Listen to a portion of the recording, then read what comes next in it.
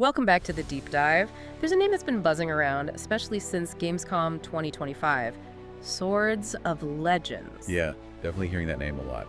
But, and this is really important, we're actually talking about two very distinct experiences sharing a very similar title. Right, it can get confusing. It's a fascinating situation where, a storied universe is taking a fresh, yet kind of informed new direction.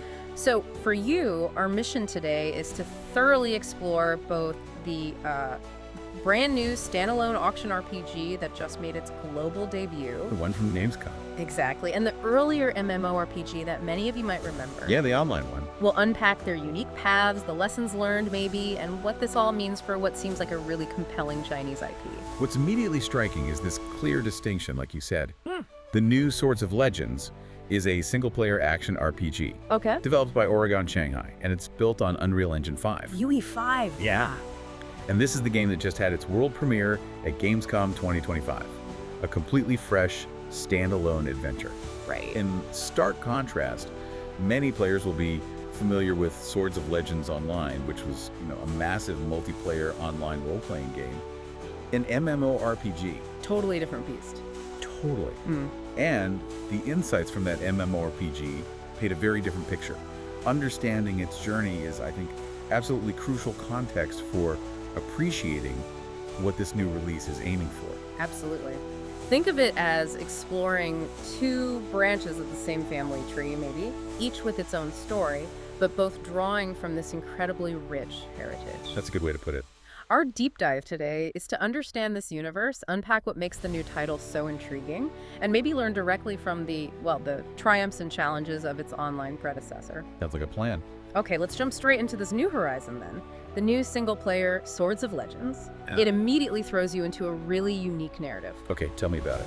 You step into the shoes of Pan, an Fine. underworld enforcer. Interesting title. Yeah. Imagine being someone who has died, yet is reborn, and you're given this solemn task of guiding lost souls in the human realm back to the netherworld, Oh, okay. so they can finally find rebirth themselves. It's a premise that blends duty, mystery, and a touch of the macabre right from the start. And this isn't just some generic fantasy setting, right? Not at all. This world is drenched in magical Chinese underworld mythology. It draws heavily from ancient Chinese literature and, deep cultural folklore. So authentic sources. Very authentic. You're not just fighting random monsters. You'll face mystical beings, creatures pulled directly from legendary works like the Classic of Mountains and Seas. Oh, wow. Okay. Yeah, this is a source that's been shaping Chinese imagination for millennia. It fills the game with this rich tapestry of symbolism and storied beasts. It really anchors its authenticity. The atmosphere they're cultivating sounds almost poetic. Feels so. Like, picture yourself rowing a small boat across a moonlit lotus pond under a spectral, otherworldly sky. Okay, I can see that. Or traversing a precarious cliffside path, and the air is just alive with this hauntingly beautiful, traditional Eastern music. It's designed to be simultaneously enchanting and unsettling, pulling you deeper into its mystique without, relying on cheap jump scares.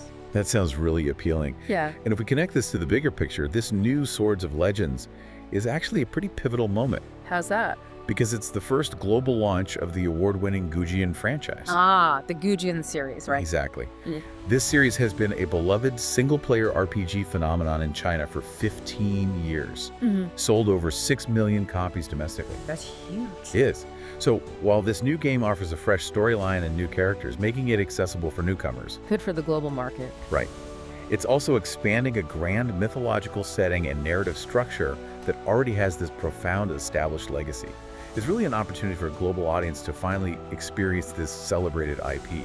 Okay, now let's talk combat, because this is often where an action RPG truly shines, or, falls flat. The new Swords of Legends promises a dynamic, highly customizable combat system. Fast-paced, action-based. Sounds good so far. Crucially, though, the developers are emphasizing that it is not a Souls-like game. Ah, that's a key distinction nowadays. Right, meaning it's not focused purely on punishing encounters, ultra-high difficulty, or those repeated brutal deaths that define that genre. Okay. Instead, it's designed to be accessible and enjoyable for players of all skill levels. You can kind of tailor your experience. That distinction is a smart move, I think. As Pan, You'll wield a combination of mystical techniques and powerful weapons against these otherworldly horrors. Standard action RPG stuff. To a point. But what truly sets the combat apart, they say, are the divine artifacts. Okay, like what? Take, for instance, an explosive umbrella. Perfect for area of effect attacks, clearing groups of enemies. An explosive umbrella. Okay, I'm listening. Or binding wrappings that can ensnare and immobilize a formidable foe. These aren't just cosmetic. They offer genuinely strategic options beyond standard melee. Lets you get creative. So it's not just about mashing buttons, it's about tactical decisions in the heat of battle. Exactly. And a core combat mechanic they've highlighted is soul summoning. Soul summoning. Yeah, imagine defeating an enemy, collecting its essence, its soul, Okay. and then being able to summon that very soul in a future battle as a spectral ally, Whoa. which then enables powerful combo attacks. This encourages you to learn enemy types, strategically collect souls, and then deploy them to exploit vulnerabilities. That sounds really cool, actually, like building a toolkit. It is. It's about mastering how to combine your powers effectively against different threats. That adds a really satisfying layer of depth, potentially. And as for the world itself, they've clarified it's not an open world game, which is an important detail. Good to know. Instead, they're calling it a wide linear adventure. What does that mean for exploration and pacing exactly? Well, a wide linear approach usually means you'll move through large, intricately designed environments, like those sprawling bamboo forests or haunting lotus ponds you mentioned. Right. They're vast enough to encourage exploration, maybe find hidden paths or secrets, but they're still crafted to maintain a focused storytelling experience. So not getting lost for hours. Probably not. It's a deliberate choice that often lets developers pour more detail and narrative precision into specific areas rather than spreading resources thin across a huge, maybe empty, open world. Okay. For players, it means a more guided, yet hopefully rich, adventure. So a tightly curated, visually stunning journey rather than an endless sandbox. That makes sense for a game emphasizing a strong narrative. Exactly. Now let's turn to the other side of this coin. Swords of Legends Online, the MMORPG, Yes, the predecessor. which sadly concluded its journey with a shutdown. Many of you listening might have jumped into this world, and maybe for good reason. It had a lot of promise initially. It definitely did. But what happened? The story of its decline is a powerful case study for global game launches. It really is. What this detailed community feedback highlights is a kind of brutal truth for global game launches. That even excellent core mechanics, like the combat system it had, and a fair monetization model, even those can't compensate for fundamental failures in localization and technical stability. Oh, yeah. These weren't just isolated problems, they created a domino effect. They undermined story engagement, player retention, and ultimately, community health. Let's break that down. Where did it start going wrong? Well, one of the first and maybe most fatal blows was the game's localization. The translation. Not just poor English translations, though players reported that too, Yeah. but inconsistent voice acting where characters would actually switch between Chinese and English mid-sentence. Seriously. Yeah, imagine trying to follow the rich, complex story, which was a huge draw for the MMORPG's mythology when that's happening. That sounds awful. Impossible to get immersed. Pretty much. Many players ended up just switching to Chinese voice acting with English subtitles to salvage the narrative experience. But, you know, that's not ideal for a global launch.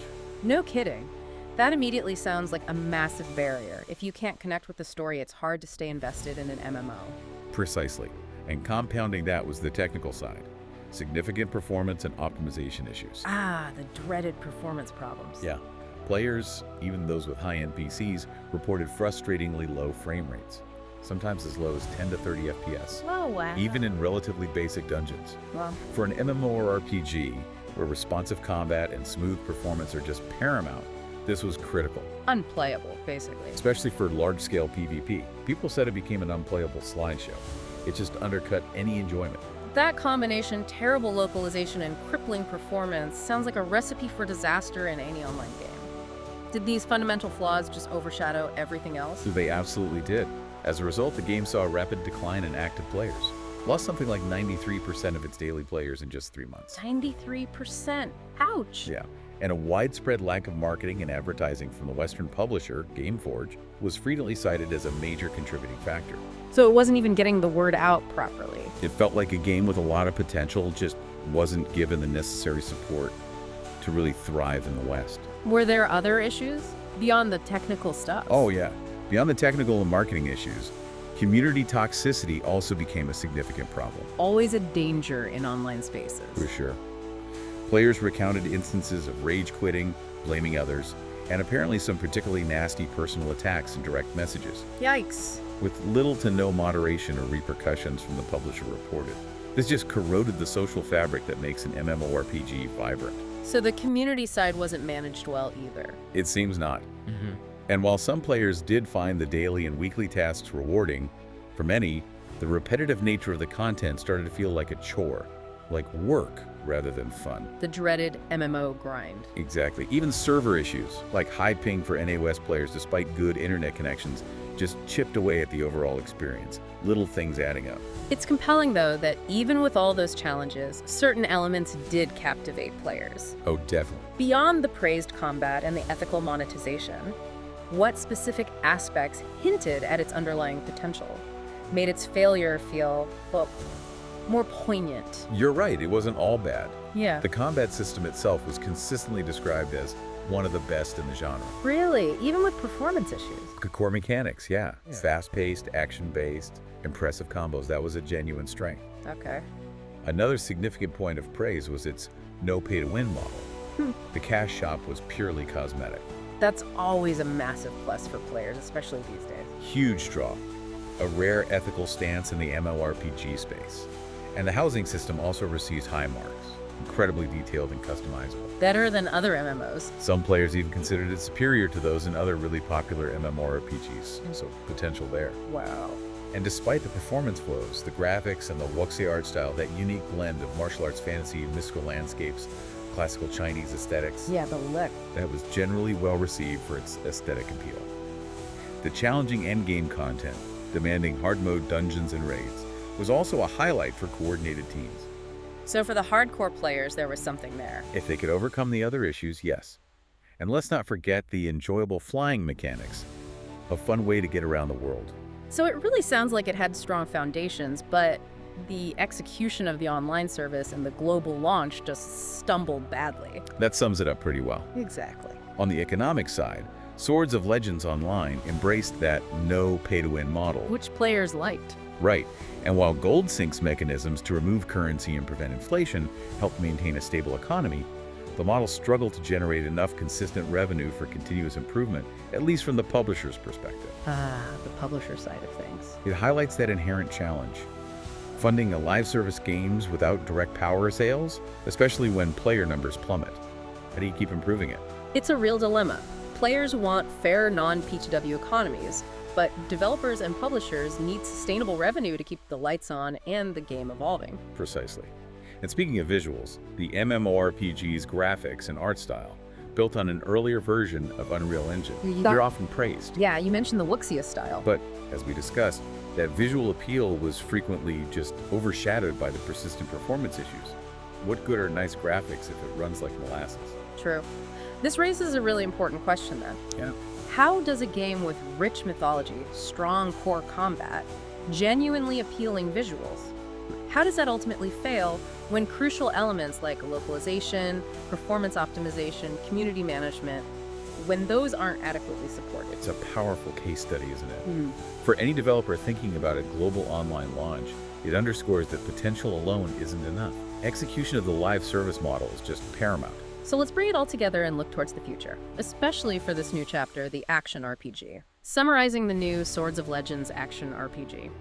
We're talking about a game built on Unreal Engine 5, Big plus. which for players means the promise of incredible visual fidelity, hopefully much smoother performance, greater stability. Hopefully learning from the past there. You'd think so.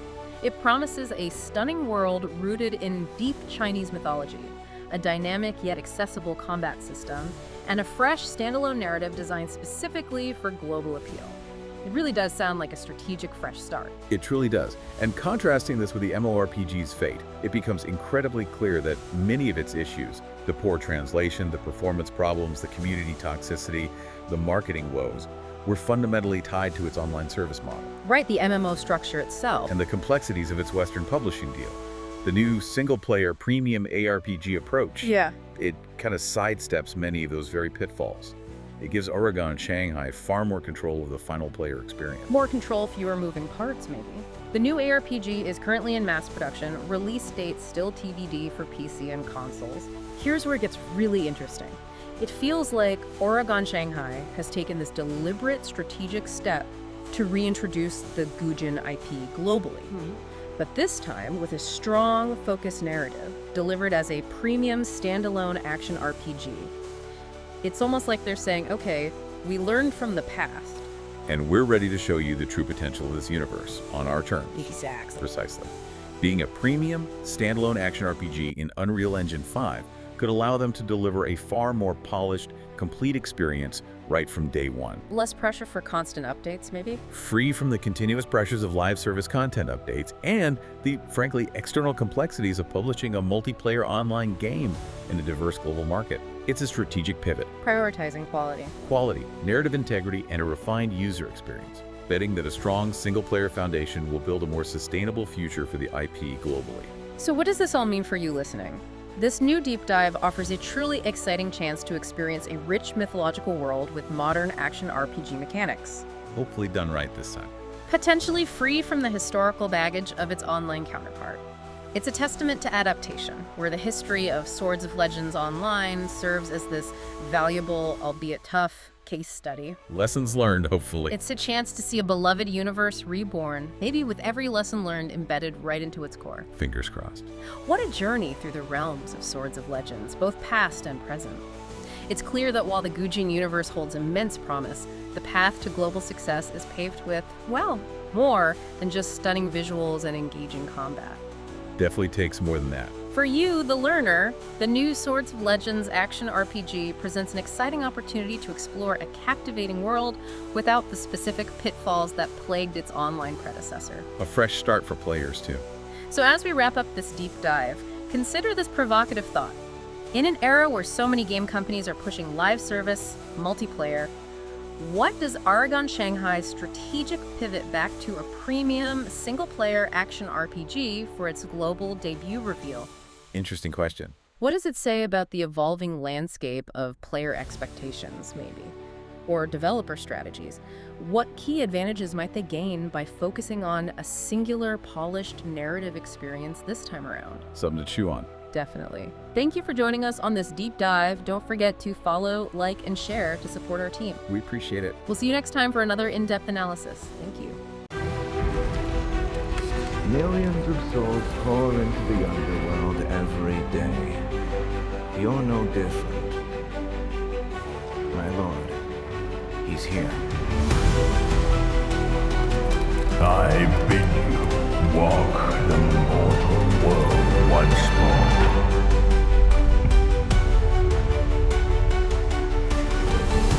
Fallen leaves return to their roots.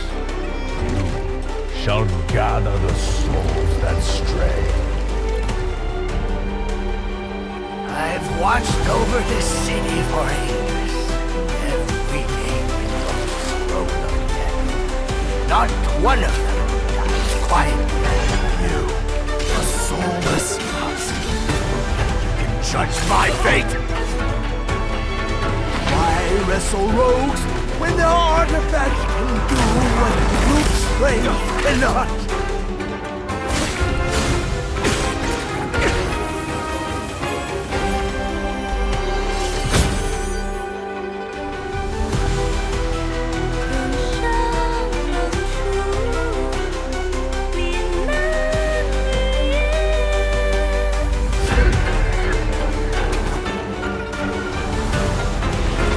What?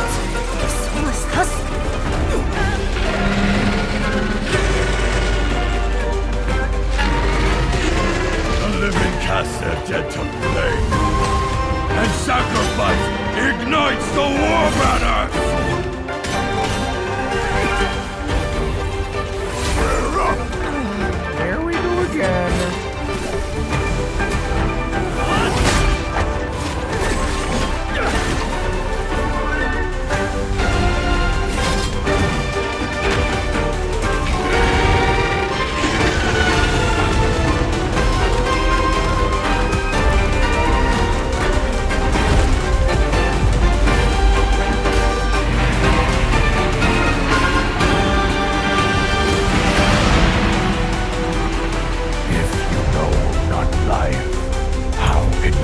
dead.